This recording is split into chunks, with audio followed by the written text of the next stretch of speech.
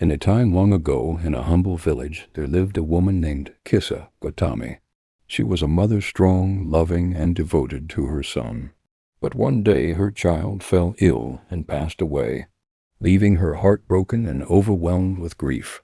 Unable to accept this loss, Kissa Gotami carried her son's lifeless body around the village, desperately asking for a cure.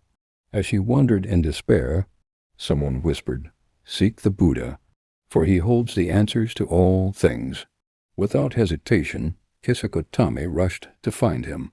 She stood before the Buddha, eyes filled with sorrow, and pleaded, "Master, I cannot bear this pain. Please give me a cure to bring my son back."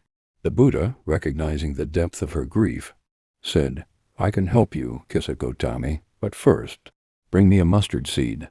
Excited, Kissa Gotami asked, "What is this mustard seed?"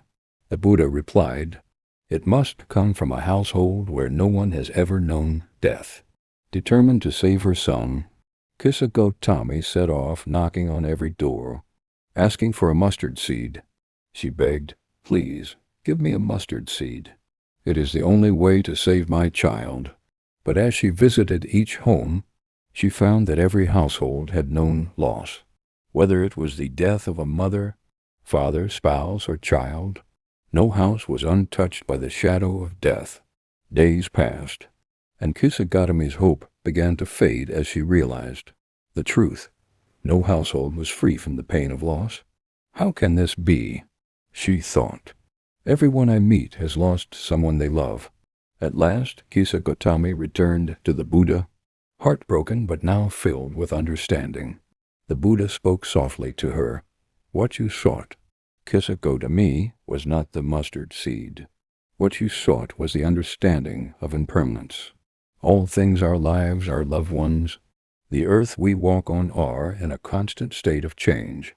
Birth, death, joy, and sorrow, they all arise and fade. Cling to none of it, and you will find peace."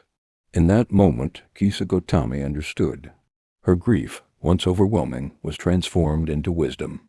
She saw that life's impermanence, the inevitability of death, and the fleeting nature of joy and sorrow were universal truths.